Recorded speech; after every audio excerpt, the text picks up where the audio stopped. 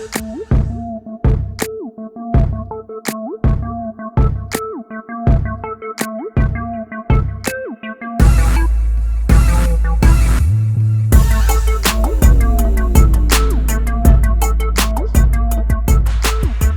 back, guys, to an episode of Game Time. It's your boy Tyler here, your boy Jake. How you doing, Jake? Doing good. Just saw episode 56 of the manga.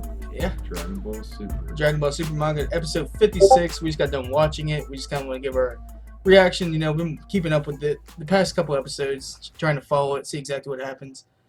This episode has its highs and its lows, really. You want to kind of do a little landscape of what the episode was about? Yeah, so we started off, they were all kind of waiting for Moro's men to come. They obviously had like a date pre-planned pretty much. And then,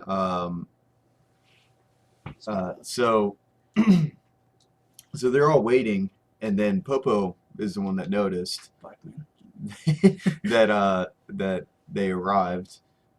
He saw the ship, and what was interesting to me was they started separating. So like they didn't usually, like even when Frieza attacked, they kind of just huddled in one spot. Like you saw that with Nappa and Vegeta. They get to Earth and they kind of just stay in a group mowing down cities just to really get the attention of the Z Warriors and the strongest fighters.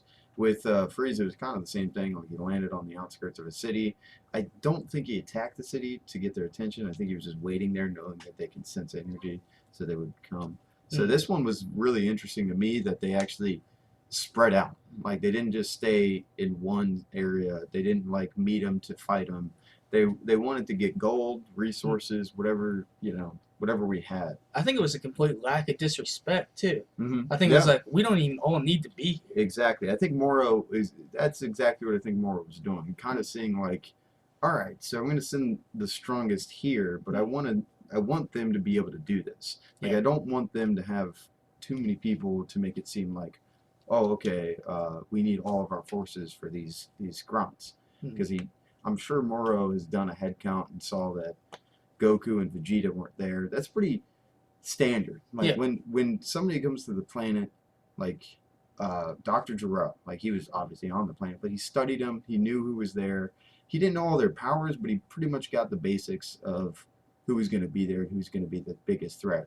As for like Frieza and stuff, he's constantly getting updates from his men on the planet. So I can kind of assume that Moro is doing the same thing, getting intel. Another interesting thing was Krillin and what's that guy's name that he fought? It was the bear-looking guy.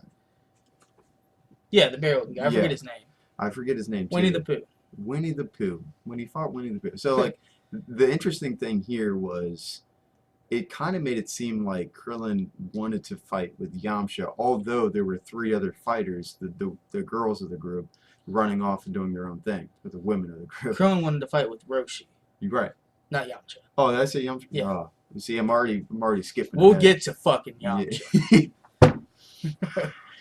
But basically, that in and of itself kind of made me confused, just because Krillin has always been one of the stronger humans of the group. Like he's not the strongest person out there, but he's, in terms of humans, he's definitely one of the strongest. He's definitely top 3. He's top 3. Exactly. He'd make it in that list. He'd make it in my list for top 3 humans. You'll see that a little bit fucking later. Yes. So then we see Yamcha. Now this, I don't know exactly. This is a little later on in the manga, but yeah, we're kind of hopping back and forth between the highlights of it. If you want to see the full story, go and check out one of the videos that covers. It's more of a description of the manga. This is more of a reaction to it, kind of how we feel about it. If you want to get the full story, go watch those videos. Right, but basically, Yamcha. So I saw a video where it said that Yamcha was, oh wow, Yamcha's so strong, and I'm sure they're kind of taken from the fact that he said that he's top 3 Earthlings. Yeah. But I think me and you disagree on that. Not us personally, but like disagree with. We disagree with that statement. Yamcha specifically said to them, "You are underestimating me because I am in the top 3 of the strongest humans. Oh, I Or thought no, you said Earthlings. yeah. Earthlings that you're going to fight. Right. We completely disagree with the statement, but to the degree in which we disagree is dependent on what you classify an Earthling as. Right. If you classify that as someone that claims Earth is their home and they're an Earthling, Which he's is not even in the top 10. Usually, when I watch a video, that's usually what they claim. So, Mhm. Goku isn't technically from Earth, but he is called an Earthling simply because he's from Earth. He even said Like it was in he's Dragon Ball considers that Z, as Earth. early Dragon Ball Z, that I am the Earth Saiyan. Yeah. That I remember specifically him saying he that. says, "I'm the Saiyan from Earth." The Saiyan from Earth. That classifies as an To Earthling to me. Frieza. So, I mean, Yamcha might just be saying like, okay, actual people that are born on the planet Earth. Yeah. But then you got Gohan. You got Gohan. Even though he's a half Saiyan, he would be an Earthling because he was always born where he was born on Earth, and he's half human. So that guarantees him the spot on Earthling. You've got Piccolo, and then you've got Krillin, Tien, Chaozu. I mean, you could even go to like Goten, Trunks. Goten, Trunks. Like, Easy. definitely not top 3. Right. And when we say Piccolo, people might be like, well, how is he an Earthling? And then, well, not even that, 17, 18. Yeah. I mean, I was about to say 16, but he's dead, but still, it's like, you're really setting the bar high there, but Yeah. you better show yourself off, because like if the next manga, I was about to say episode, the next manga shows us him getting his fucking ass kicked, I'm gonna call bullshit. All right, Gohan and Piccolo are fighting the strongest fighters that Moro has. 7-3. 7-3 in that Chaku's the Earth with the Space Patrol guy. But Space Ranger, I like that. So, in my opinion, I don't think that Yamcha is top 3. Actually, it's not even an opinion; it's just fact at this point. Yeah. Because if you look at it from any kind of standpoint, Earthling doesn't mean human. It literally means you're from or consider Earth like your home. Exactly. So I hope that somebody later on kind of like joins the fight and he says, like, oh, I've done so well, it's like it's a top 3 Earthling or top 3rd Earthling or something like that. And it's like, buddy, know your role. Yeah. All right. Because I mean, has he improved from what we've seen? Possibly. He did take on multiple opponents at once, and he did handle them pretty swiftly.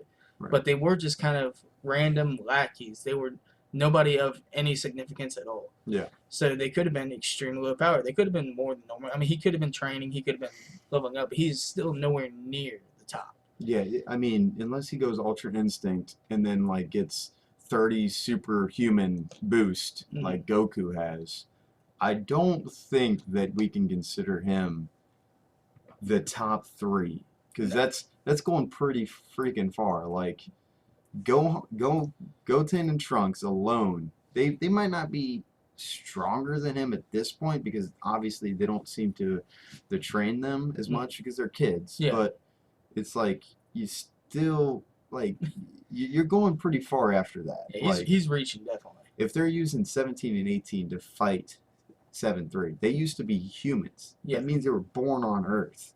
This has to be their only home. So you're not even like in the main fight, dude. Like, but anyways, the other parts of the anime. So that was the low. We can get to one of the highs. At least I believe it was a high.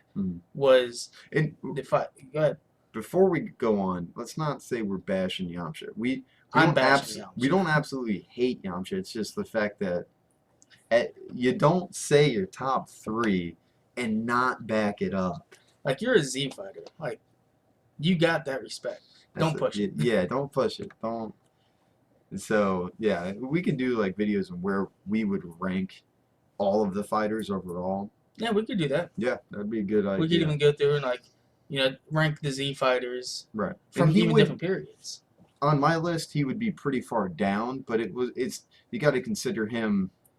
Like, I know I joke around about him a lot, but it's like you got like normal humans here. The Z Fighter, like actually the Space Force or whatever. Then you got the Z Fighters, and then Goku and Vegeta and Mora and everybody else is pretty much Well, above I'd that. even put like Gohan and Piccolo on a different level. Yeah, I'm just being They're not really Goku generic Vegeta level, here. but Right. yeah. They're pretty close, especially since Gohan was shown fighting with Goku Hmm. in his Super Saiyan Blue form. So that's, but you know, Yamcha's better than that because Absolutely. he's top 3. Yeah. So one of the very high points of this would be Gohan and Piccolo's fight with 7-3. A very important fact about 7-3 is, if you haven't watched the manga, is he kind of looks like Hit from the Tournament of Power, but he's not Hit. He's 7-3. What? Yeah, I know. He has the power where if he touches them on the neck. I believe it's anywhere. I think it's just the back of the neck. Is it just the back of the neck? I think it's just because that's all he's done. That's all that's been And shown. when Moro recalls him stealing his power, it puts his hand on the back of the neck. So when Piccolo and Gohan initially fight 7-3, 7-3 sneaks up behind them, puts their hand on the back of the neck, and assumes their power. At this point, he has Gohan, Piccolo, and Moro's powers. He can only use one at a time. He can only have 3 total in the chamber, and he can only use it for 30 minutes at a time. Right. So the fight starts off while he initially throws a special beam cannon at Gohan and Piccolo that Gohan actually blocks with some kind of shield that we've never seen before. Okay, so which I thought was, it was very telltale that they were trying to push new powers because they started off the fight like, okay, everything you learned over these months are going to be taken by him, taken by 7-3. And I looked at Tyler while we're watching this like, it's been like 18 years, more than that, that go on and hyperbolic time chamber. Right. Yeah, exactly. With the hyperbolic time chamber and everything else. So just now, during these 5 months, they learned all these new techniques that they can use. Okay, so they were kind of hinting at they learned so many techniques. It's like, but why didn't you do that before? Like, there's a tournament of power going on. There's all this other stuff going on. So they didn't have that much time to train for the tournament of power, though. Right.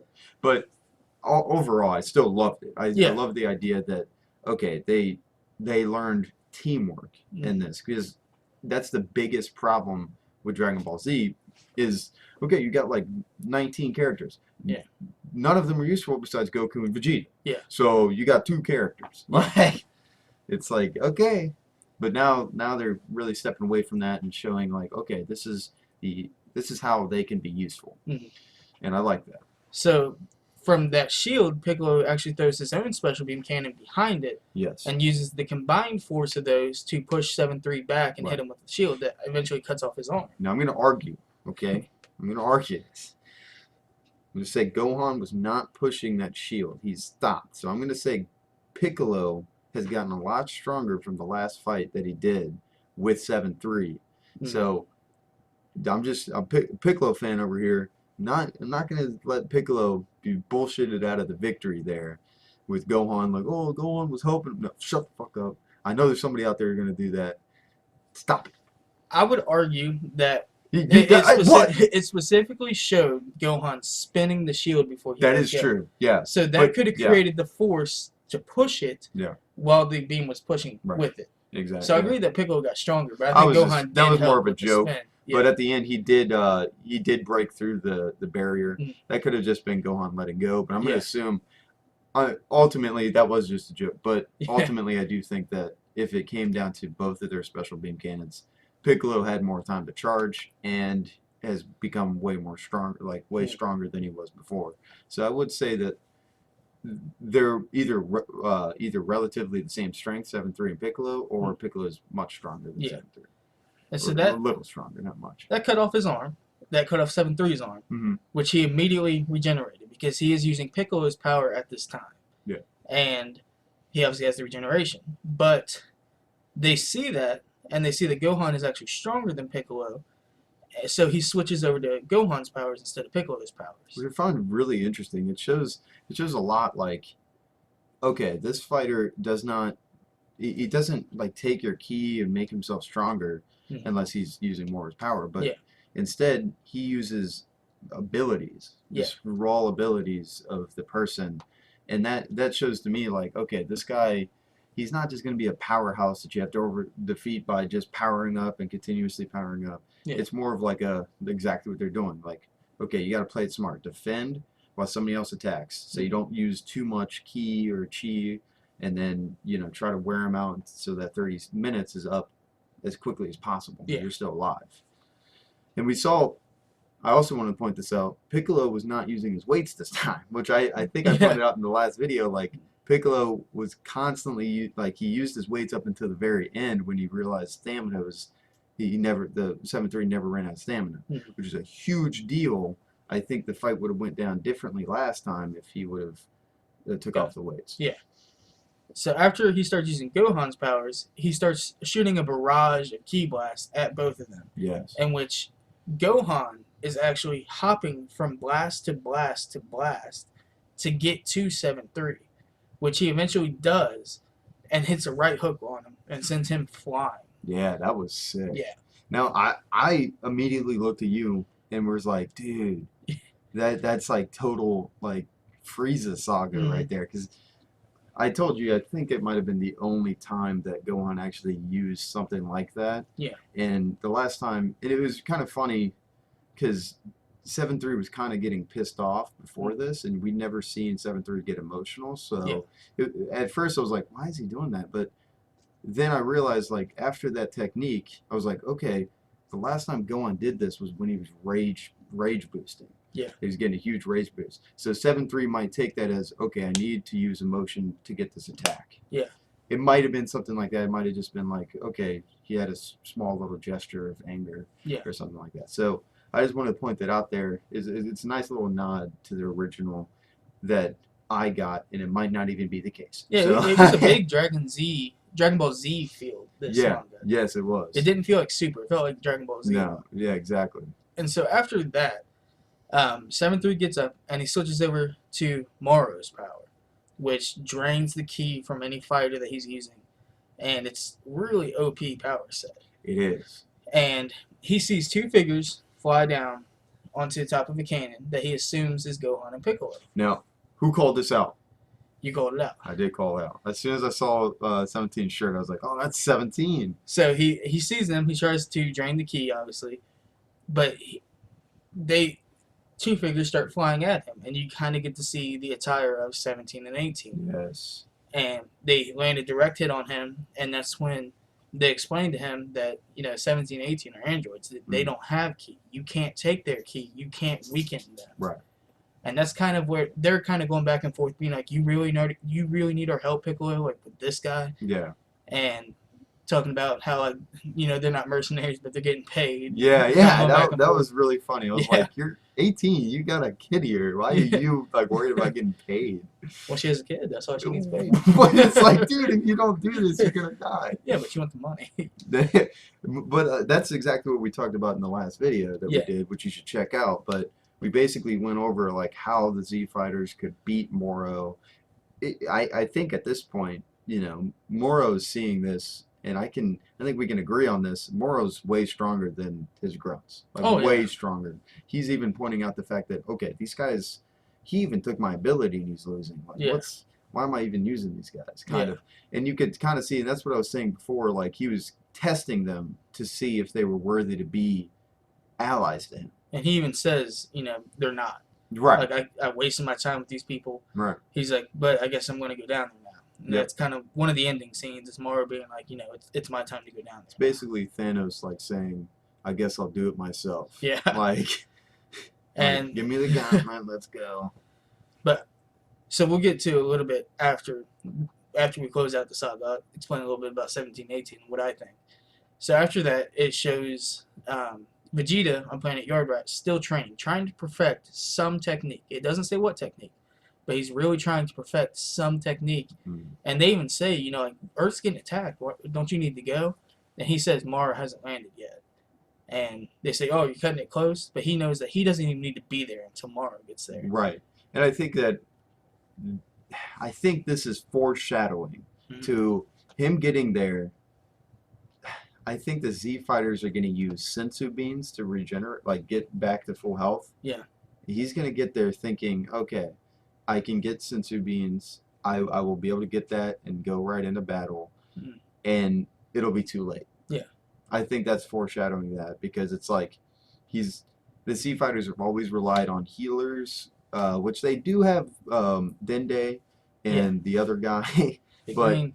Little Green and yeah, but they do have them there to heal them. But I think something's gonna happen to where, as we've seen, things progressively, like they give you hope in these manga chapters, just to take it away, like they give you something, and then you're like, okay, this is how it's going to end or whatever, and then they kind of drag that away with a new ability, a new character, whatever. So once Moro gets down there, I think it's going to be kind of like a Thanos kind of thing, where it's like he goes down there, he starts kicking ass like Thanos did in the beginning of Infinity War. Then they're going to be like, okay, well, here's our Hulk. Vegeta's going to get there, and then he's going to be like, all right, I need a sensu bean. They're going to be like, oh, well, we used them all. We thought you'd be ready. We gave you so much time. And then he's going to be like, well, bye. But I think it's going to be I'm hopeful for that, just because I think that'll give it a little bit more spice than just, okay, Vegeta's here and now he's got this ability to beat Moro. And I think ultimately that would be, if that happened, I would say ultimately that's what's going to beat Moro, not Ultra Instinct, because then you got to wait for him to recharge. Goku might show up. Goku's going to get his ass kicked, or something like that, to where that's what's going to lead in to the end of the whole series, the whole manga. And that's where it leaves off at the end of this chapter, is where Goku's trying to get back to Earth. He's actually on some squid planet that we've never seen before. That was so funny. And he's asking, like, do you know how to get to Earth? And they're like, it's that way. He's trying to get back to Earth, but he still has no way to get there, because in the last episode, if you haven't seen it yet, spoilers on this whole video. But yeah, what are you doing? Yeah. You watched all the way up to here just to hear us say, what the fuck are you doing? The person he was training with that we had theorized was an angel in some sort of way. Turned out that he was an angel, that he was Whis' little brother. Right. And Whis came to get him to save his life from interfering with a good and evil battle, because angels can't do that. Right. So he took him away from Goku before he could get Goku back to Earth. Right. So Goku's been training with an angel this whole time. And at the end of the last chapter, they were going to fight full force. Yeah. It was going to be full power versus full power, which we can only assume that Miras thought Goku was up to the level that he could battle an angel. Yeah. Yeah. At least without dying. Right, without dying. I'm very curious to see just how strong Goku is. Yeah. Just because he's had, it seems to me, and we can talk about this,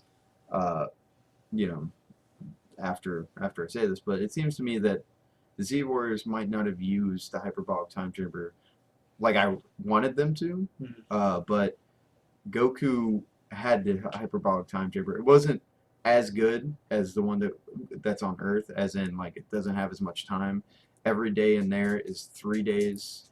Well, every day out here is 3 days in his hyperbolic time chamber. Yeah. As encounter, like, as opposed to being every day in there is a year in the time chamber on Earth. Yeah. So let's get that to, for the final thing to talk about on this video, is my prediction is that they're kind of setting up for 17 and 18 to play a big role into fighting Moro. But like you said, they're showing such strength against 7-3's abilities that Moro has, that I don't think that they would just continue to have those strengths against Moro. Yeah. Moro would have to have something to completely counter that. I don't think they're going to play as big as a role as they're trying to foreshadow right now.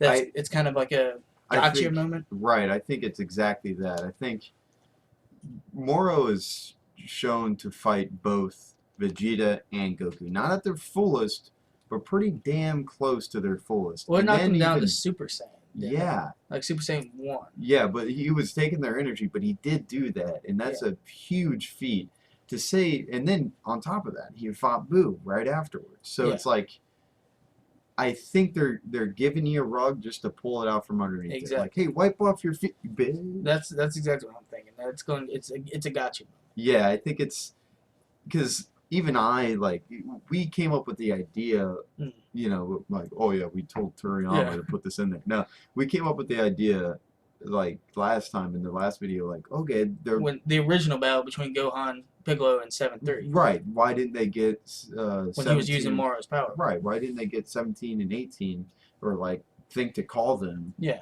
I mean, Hey, 18. this guy steals key. Yeah. Get over here. Yeah, this guy steals key and you're not here and you're the only ones not using key.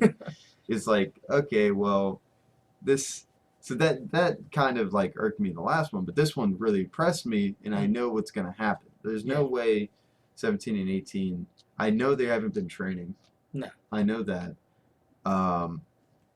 It seemed like a last minute thing because the thing to me is if they were training, they would have arrived on time. Yeah. Everybody else was prepared and ready to do this. They arrived kind of late, and I feel like that was just because, first off, they probably didn't care, and they thought this was like, okay, we're obviously the humans, the Earthlings are the strongest beings in the universe. Why do I care about this more? They even had to get paid to go there. They even had to get paid. They didn't take this seriously. Yeah. So now it leads into the question of how seriously did the Z Warriors actually take this fight? Because it seemed, I know Gohan and Piccolo took this fight very seriously in the sense that they trained and actually used teamwork. That's the first time we ever seen that. Usually they go like, okay, Gohan, flip a coin to see who dies first. Yeah. I'll go. Let Gohan get his ass kicked so he gets mad and powers up. Yeah, exactly. It's like, throw him against a rock, see Yeah. if he powers up or dies. Up to him. Dodge. Dodge, exactly. Like, so I know they took it seriously. Do you think they actually used the hyperbolic time chamber? Gohan and Piccolo. I would hope that they would have, because if they didn't, they had 3 months. Yep. If they just had 3 straight months with no time chamber multiplier, right, and they came up with these new moves in just 3 standard months, right, why haven't you done that before? Yeah. Because there's been no Zenkai boost. There's been nothing like that. No. It's just, hey, this guy's coming at 3 months training, which we've seen that plenty of times before. It's been shorter times, but even like desperate times, they didn't get new moves like that. So I would hope that they would have used the time chamber. Yeah. Because it would have been hard to explain otherwise. I think they might have used it. I think the counterpoint to that, the reason that they wouldn't use it is because they've used it so much. It's not like they're Goku and Vegeta that live for the training and for the fights. They're kind of just bystanders in the sense that, like, okay, I'll get involved if these guys can't do it. Yeah. So I think, especially since Gohan has a family, I think he would want to spend his time out of the time chamber so he can spend as much time with his family. But they have the highest possibility of using it. The people that have the least possibility, I think, is Tien, Chaozu, Krillin, and Roshi. And Yamcha. I left him out for a reason. All right, if Yamcha says that he's top 3 and he didn't use that time chamber, I'm gonna go in there myself and then come out and kick his ass. All right. Who would he have went in with though? Because it's 2 at a time. Well, you don't have to go in 2 at a time. They recommend. They recommend because you can go insane if you go in there by yourself. Vegeta came out, I think, like in the Cell Saga. Vegeta went in the first time with his son. Yeah. Then I think the second time he went in, and he only went in there for a few months. Piccolo went in. He only went in there for a few months. And Piccolo, I mean, yeah, he doesn't talk much, but he's like one of the strongest minded people. Yeah, I mean, all he does is meditate. All he does is meditate. So him spending that like only 3 months in there alone and then coming out, like that's pretty crazy. I think he might have spent like more time, but I don't think he spent the whole year. So anyways, the counter to that is they have 1 time chamber. Yeah. Would Piccolo and Gohan honestly be like, you know what? No, you can have the time chamber, Yamcha, for a little bit. We'll get out for you. You can have it for a little bit. We're not going to use the whole 3 months. The argument with that is they're going against an army. Like if this was like a Frieza or something like that, like as in like, actually, if this was just a Cell or something like that, just one person, I would say, yeah, they probably wouldn't waste the time giving it to Yamcha if they only had like a few days. Yeah. But since this is an entire army and they have so many months, yeah, if Yamcha came around and said, "Oh, hey guys, I'm the weakest fighter. Do you mind if I get top 3?" Yeah, go for it. Sure. Yeah, because exactly what they did here, they spread it out. Yeah. So I'm sure they thought like, okay, they're gonna meet up right here, right where we are, and they sort of did. They left the ship above them, but then the ship kind of split off with different ships coming out in different areas. But so I think ultimately, yeah, if it came down to like a couple days, yeah, the Yamcha ain't getting it. Yeah. But since it came down to a couple months, Yamcha, you can have it because we're gonna need stronger fighters. Yeah. Like, yeah. All right. Well, that seems to cover this episode pretty well. Right. You know, we're probably going to make a few more kind of describing a little bit more predictions, get into a little bit more of the what ifs and what if this happens, what if this happens. We wanted to kind of stick a little bit to just the facts that we know so far. Analyzing the episode and using like realistic ideas of where the episode went. Yeah. And filling in the blanks like references like the whole Gohan incident. Like that's what this video is more about. Yeah, and we're definitely going to get, as more manga chapters come out, we're going to get and further our predictions. But in between the episodes, you know, we're going to try to get out some more prediction videos, get into a little bit more of the what ifs and more of the crazy theories that we think might happen. Yeah. And then, you know, each month they come out on the 20th, I believe. Yep. Every month. 20th of every month, and we'll expect an episode for every chapter that comes out. We'll go into detail with it, and we'll see what happens next. Yeah, can't wait. Yeah, I'm excited. It's getting good. It is getting good. It's a lot better than Super so far. Yeah, for real. Yes. Yeah, this makes it way more interesting than the Tournament of Power. Like, oh, all the universes are at risk. I wonder who's gonna win. Yeah. Yeah, we're going to go ahead and click subscribe. It should be right down about right here. You want to click subscribe. And go ahead and leave a comment. Let us know what you think is going to happen next.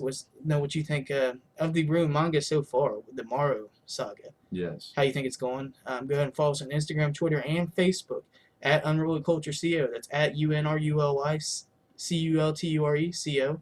That's on Instagram, Twitter, and Facebook. And the links will be in the description. Links will be at the end of this video. And yeah, just let us know what you really want to see next. Yeah. Yeah, thanks for joining us, guys. See you guys. Yeet.